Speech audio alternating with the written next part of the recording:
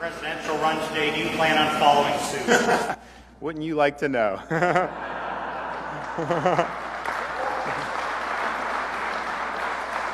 Anybody else? Yes, ma'am.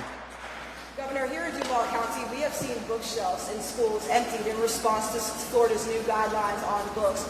I'm wondering, is this what you're... Actually, that video, that was a fake narrative. That was not true. And our press guys, where is Brian back there? He can get you the details on that. This is trying to create some narrative as if that. They hadn't even put the books out yet to begin with. So there's no need for all of that stuff. What they're trying to do is they're trying to act like somehow, we don't want books. And some of the narratives that you hear people talk about felony charges. Understand, nothing that we've done since I've been governor has done anything that. Now, there is longstanding Florida law that prohibits an adult from giving a school child pornography. But don't we think that that's inappropriate to do? But that's been the law for a long time. So when they hear you, when they start chirping about that, understand they're talking about longstanding Florida law that's trying to protect young children. So I think they're trying to do things to virtue signal. I think it's all politically motivated. But what the Department of Education, I've asked them, I said, talk to these school districts. Tell, are there books that are problematic? Are you really removing? And make them justify what they're doing. Because I can tell you, with our curriculum transparency, parents are concerned if you have in 6th grade the ability to access a book that has pornographic acts depicted. And you have seen that across the country. Go read books like Gender Queer and see what's in there.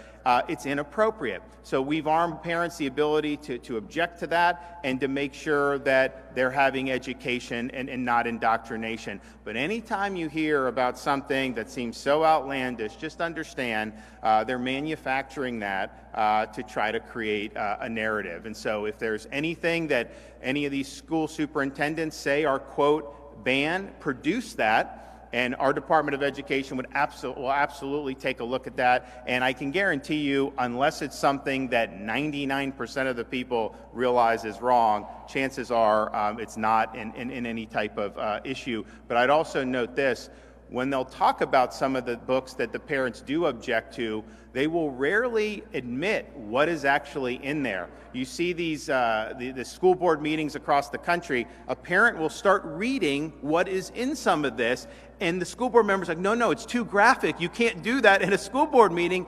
Well, how if it's too graphic for a school board meeting with adults, it's okay to do for a 5th grader or a 6th grader? Of course it's not.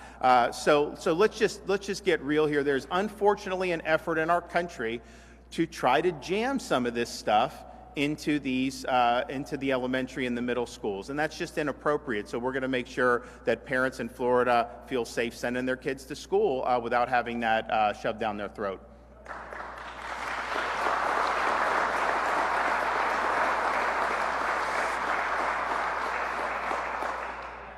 Some areas where we've seen school districts just implement this law in different ways. Some school districts, as soon as a book is challenged, they'll pull it off the shelves.